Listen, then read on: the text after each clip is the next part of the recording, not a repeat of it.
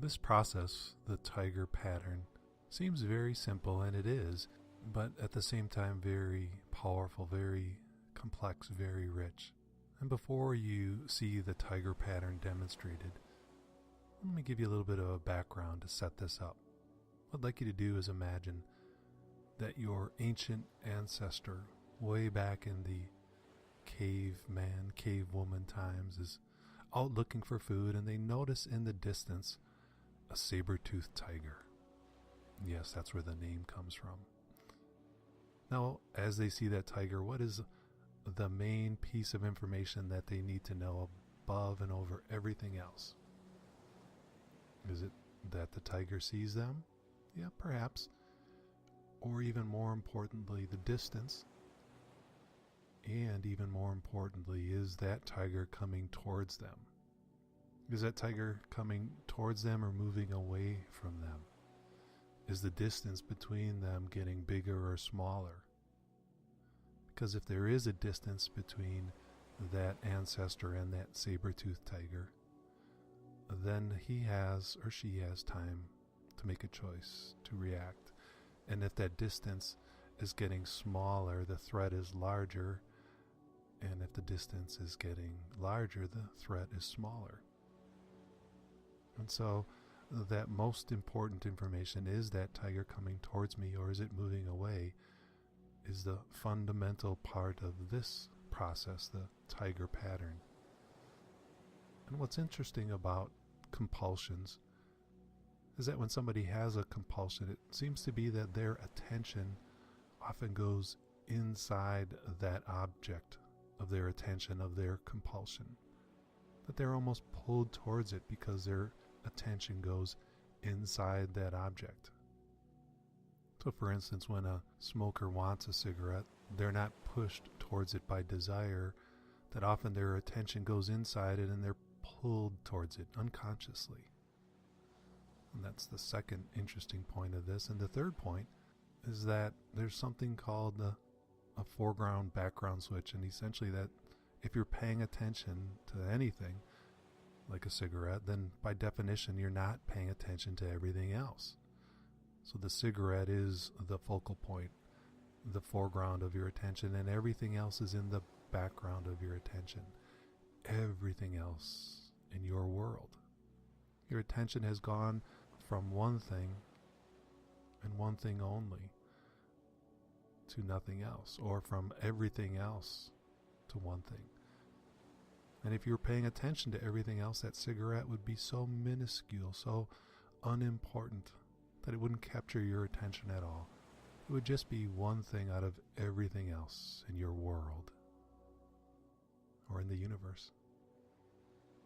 So watch, practice, and enjoy the tiger pattern.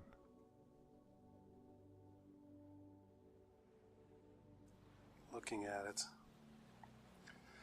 and seeing that as a symbol for all of those negative experiences, feelings, consequences that you associate with smoking. All the reasons that you are here to become a non-smoker. The fears about cancer, your teeth turning yellow, your skin aging, and those people that you know that their life ended early because of cigarettes, and those companies that don't care about you. And so with all of those negative experiences packed into that cigarette, inside that cigarette, I want you to allow that cigarette to move towards you only as fast as you can, double the intensity of those negative feelings with every inch that it moves. And as unpleasant as it might be, allow it to move closer and double the intensity of all those negative feelings. The disgust, the fear, the worry, all those things that we talked about. That's right. The loneliness, the pain that habit brought you, and all the worries. That's right. And it is disgusting and it is fearful. But you're letting your hand, inch by inch, so slowly bring that negativity to you, towards you. As unpleasant as it is. That's right. And now allow it to move away, freeing yourself. And notice that as it moves away, that's right, quicker and easier it feels, better to be free from it. To let that symbol and everything that's in that symbol move away from your life, from your mind, from your body. And as it is so far away from you now, notice everything that's not. Not only the space between you and that cigarette. Everything else in your life, to the left, to the right, above and below, your past, your present, and your future. That's right, there's so much joy and love in your life. That's right, beyond that little cancer stick, that poison stick. Everything that's not, there's so much more. And as you leave that away from you, as you move into a life without cigarettes, noticing how much of your life fills with all the good things that you want.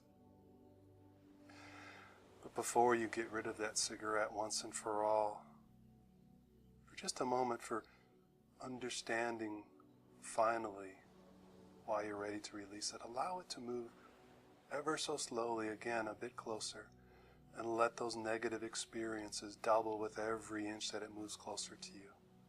As unpleasant as it is, remembering the fear, the worry, the sickness, fears of your teeth turning yellow, your skin getting wrinkly, losing friends, relationship, your health, your life. That's right.